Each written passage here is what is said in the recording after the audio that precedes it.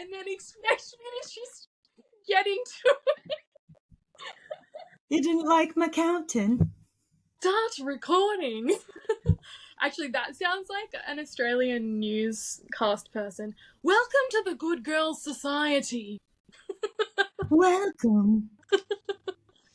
Welcome. Okay, no. All right, I'm doing it. Welcome to the Good Girls Society, the podcast where we, Jen and Sass, talk about all things bookish, lifestyle, and navigating life in your 30s. Make sure to give us a follow on Instagram, TikTok, and YouTube at good.girls.pod, and be sure to follow us here on streaming services so that you can listen to our latest episodes. On today's episode, we are leading you into a dark, sapphic Beauty and the Beast retelling called Lady Venom Takes a Mistress by author Kat Blackthorne. And let me just say, I didn't know it was a Beauty and the Beast retelling. I love Beauty and the Beast retellings. They're my favorite. But now that I just read that, I know that now. And now it makes sense. So you were just like, this is a cool story. I don't like this story. Oh my god. Before we get into the episode, Jen, what's been going on in life? What have you been up to? Talk to me. Not much. Still just getting ready to move. I'm really boring. That's literally me. Let's see. Moving. That is the main thing in my life right now. Just moving, getting ready to move. Still trying to make it to the end of the school year. Pushing. You know what I think? Getting ready for May. I'm going to Florida. I'll be at Alexia's Starfall Ball as Lady Autumn. Yes, that's so exciting. So yes, you're going as Lady Autumn. Yes. Is there a healer? Yeah, Jay. Jay! I fucking love Jay. Oh my god, you guys are gonna be iconic. So I already told Jay I have like a whole list of like videos that we're gonna do together, and every time I say it, he's like, "Yay!" Like he's so like willing. He just loves being Helion. And Jay, I know. I'm sure Jay probably doesn't listen to a podcast called The Good Girls Society, but Jay, if you do, he might. We love. He asked me about it the other day, so he might. You never know. I love Jay. And what's Jay's girlfriend's name? Maya. See, I always think of her as just the High Lady. That's literally what I call her in my mind, is the High Lady. And she is like the sweetest human being ever. Like, right? I love her. She's the sweetest thing ever. So yeah, to both of you, just FYI, we're your biggest fans. The number one fans. Nobody else is allowed to. If you don't follow them, their tags are now in the description of this, so go follow them. Go follow them. You know what I think is really interesting, that you finish the school year when you're about to start like summer time, but like It's the middle of the year. Like that doesn't happen in Australia, and I think it's so odd. Like you guys just when do you finish? December, like when Christmas is. So we have our Christmas summer holidays. So we get like 4 weeks. Because your summer is Christmas. That makes sense. Yeah. Crazy, right? Yeah. That is so weird. It's so weird. Well, what about you? I was on another podcast, and I'm gonna talk about my friends. So, A Court of Theories. My friend. Okay. Yeah, my friends have a theory podcast, which obviously is like pretty SJM centric. They also spooked me on theirs, so I feel like I'm just repaying them favor, really. So a lot of you guys will follow us from what we do on our Instagrams. If you don't, Jen and I both do a lot of cosplay, and I was lucky enough for the girls to reach out to me and ask if I wanted to talk about theories on their podcast. So I went on and went absolutely nuts with my theory. Oh, I'm sure. So has it been released already? Yeah, it has been released. We filmed it together with one of my other friends, Anna, who's also an SJM theorist. She is fucking awesome. We will leave all of the details below about their podcast, our Instagrams, and Anna's Instagram too. So if you guys want to get involved and see what my brain talks about when it's not talking about smutty sapphic books, you can definitely have a listen. But yeah, that was like one of the most exciting things that happened to me last month, which in hindsight is not that exciting. Oh, you know what else? No, I love that. What do you mean? I saw Blink-182 and I saw Taylor Swift last month. It was actually it was such a good month for me. Yeah, it was. How are you gonna just skip over those things? Like, what? Can I tell you, Taylor was fucking incredible. Like, oh, I'm sure. So I'm a new Taylor fan. I haven't always liked Taylor Swift. I think I was part of the problem. And I just hated her because everyone else did. I was like, I don't like her music. I just don't like her. And when I became single, so which was what, like nearly 2 years ago now, something about Taylor hits so fucking different when you have been through it. So my best friend is also a massive Taylor fan, like massive. Like we were at the concert, she was singing every word to every song. I was like, girl, you really like Taylor. She's like, I've been listening to her since I was 12. I love this woman. Yeah. So, I mean, I've been fan of her since her country days. Like, very, very old school. Yeah. Yeah. So I have to say, it was an amazing concert. The wristbands were part of the experience. So me and Rochelle, my best friend Rochelle, shout outs, love you. We love her. So me and Rochelle tried really, really hard not to look at anything about the concert. So we were like scrolling past TikToks. We were trying our hardest not to look too much into what happens at the Eras tour. And I didn't realize that the wristband is part of the experience. Reason being is that they lit up, and they lit up as things. So like when Folklore was happening, the other side of the stadium lit up like trees, like silhouettes of trees. When it was the Reputation era, a snake slithered across the crowd from the wristband. That's awesome. It was just so fucking cool. And I think Reputation was probably like my favorite part of the tour, except when she came out and started singing Lover. I fucking lost it. I was that girl. So there's what era are you in your life? What era am I in right now? Yeah. Oh, that's a good question. I want to say I'm in my Reputation era because I'm trying not to give a fuck. But I also think that maybe I am sort of in my Folklore or Evermore eras. I'm definitely like finding myself again. Rochelle and I were having a conversation the other day that we feel like this has been one of the most difficult parts of our lives because we're learning so much and we're growing so much, but we're outgrowing a lot of people and we're losing a lot of people, and not from any kind of effort, just from outgrowing certain aspects of who we were. So yeah, I definitely think I'm probably in one of my more emotional eras. I love that though. Like I would love to say I was in one of those eras. Those are fun eras. I'm like permanently in like my Speak Now era. Like I don't know that I'll ever leave my Speak Now era, to be honest. Like just be there forever. It's okay. I love that. That's gorgeous. I look forward to leaving this era. I would like to say that, you know, being in a Midnights era would be kind of fun.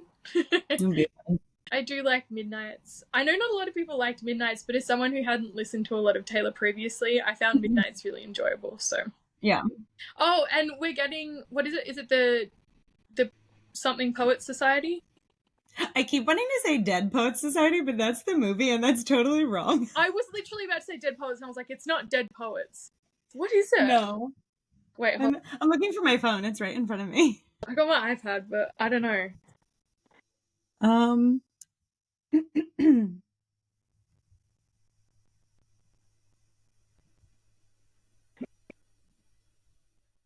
The Tortured Poets Department. Tortured Poets Department. Tortured Poets Department. That looks like it's gonna be fucking sad. Oh, I'm sure. I'm like, yeah, getting myself ready for a sad album. Like, good, but sad. All right, so tell us about the trigger warnings. Okay, so Lady Venom Takes a Mistress contains the following trigger warnings, which we might discuss in today's episode: sexual assault, threats of sexual assault, gore, murder, violence, blood, dubious consent, weapons, and snakes. So many snakes. All the snakes. So many. I also just want to say before we get into this book, congratulations to Kat Blackthorne on not only this book being a bestseller, but for the audiobook becoming a #1 new release. You deserve all the success. Yay! Oh, that's so exciting. So exciting. If you guys haven't heard the audiobook. It is so good. Like, so good.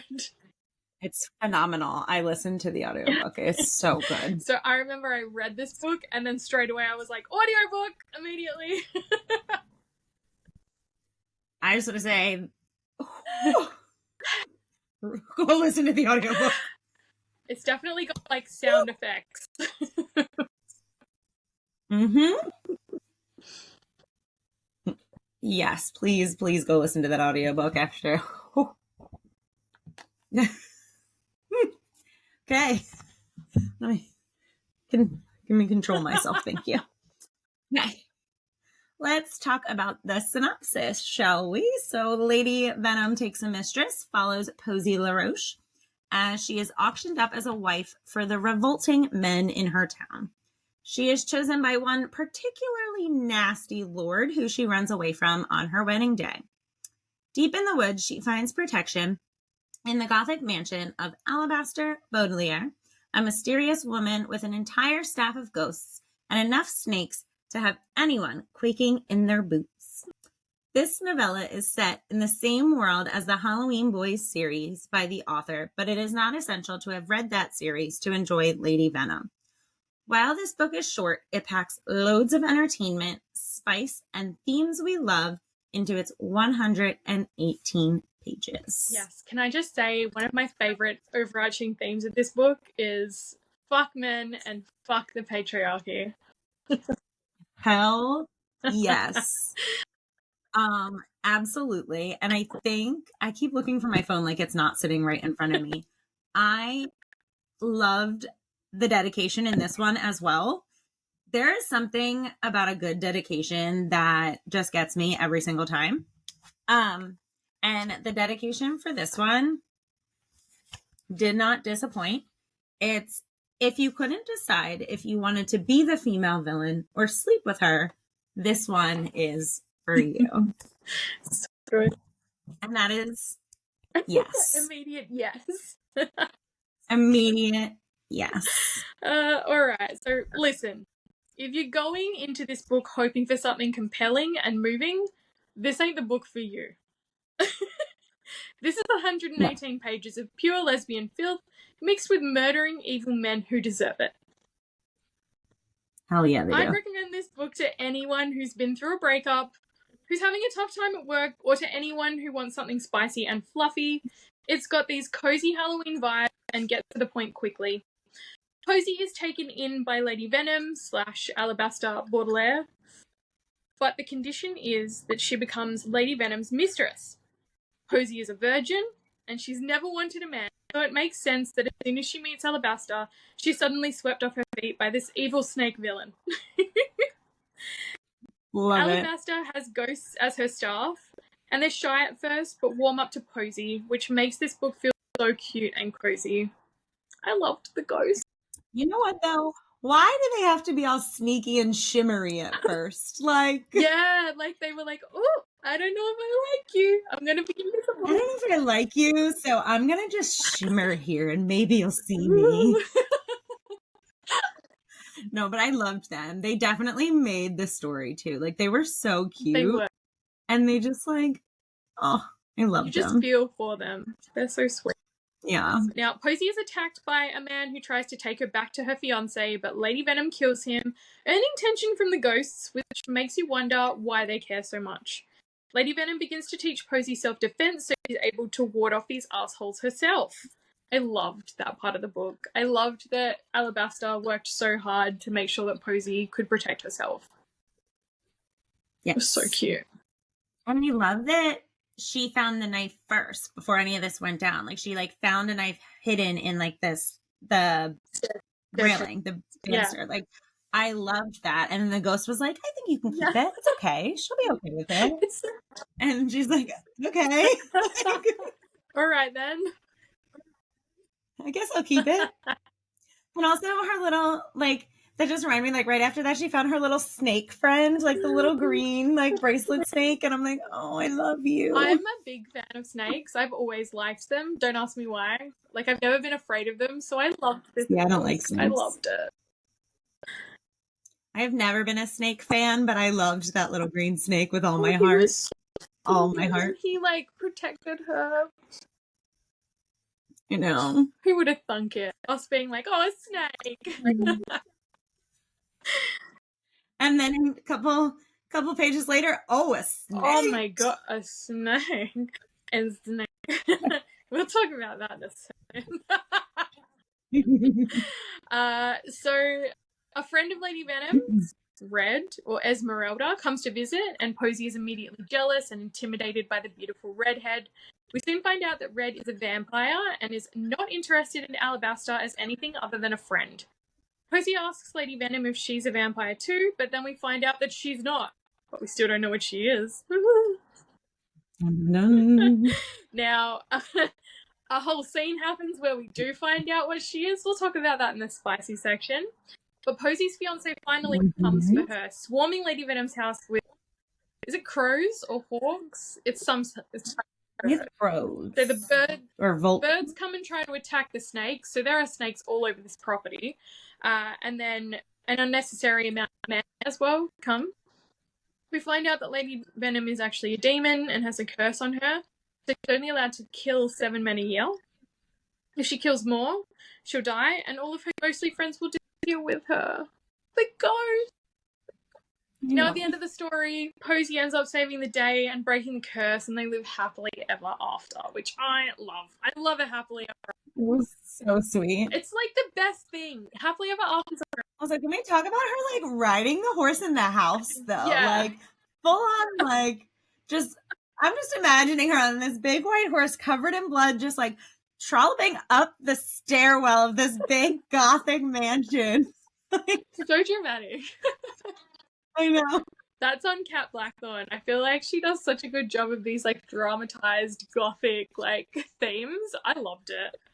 It was so eccentric and, like, camp. This whole book was so camp. I loved it. It was, 100%. Now, for the plot, I'd give it a 5 out of 5. It was quick. It was easy. I loved it. Agreed. 100% agree. Like, now the characters. So we had Posey, who was, you know, strawberry blonde, innocent girl, country girl. One thing I loved about Posey was that every year when she was being auctioned off, she would find, like, a new way to deter men. Yep, much to her mother's dismay. Her mother was so disappointed. I think one year she, like, rubbed herself in poison ivy, so she was covered in, like, welts or boils. Uh-huh. What a legend. A true legend. I know. And then this year she, like, chewed on charcoal, so, like, her whole mouth was, like, black. Yeah. And of course, like, he was like, yeah, you're gonna make stubborn boys. Was not a fan of anything. What was his name? Lord Fuckface. Lord Fuckface. So the man who ends up, like, wanting to marry her, I hate him.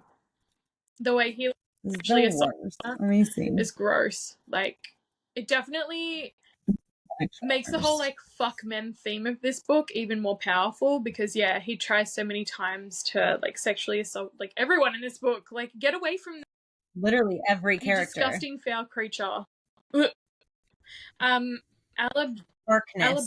Which I should remember because that's my ex-boyfriend's last name.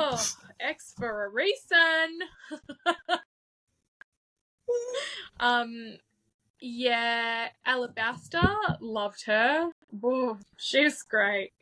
Like, Lady Venom is everything. So, I think what makes him better is that you find out she's a demon. I fucking love demon smut. So, like, learning she was a demon, I was like, hell yeah.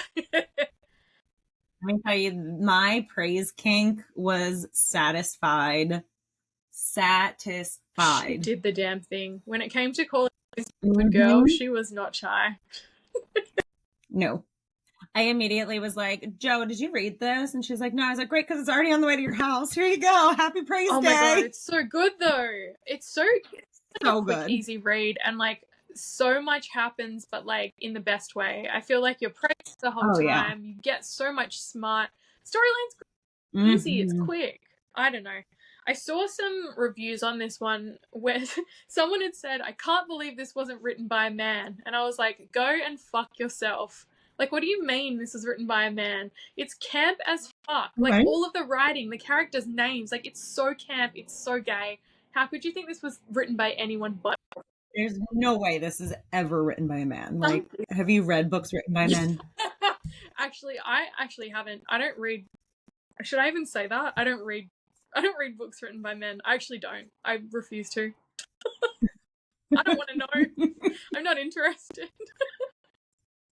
Pork chops and bone dust is like the only. I was gonna say, we literally just talked about Legends. That is the only book that I will ever read by a man because it's about sapphic females. So, yeah, that's it. That's the only book. You can look at my bookshop. There is not another book on this shelf by a man. It's not that I like hate men.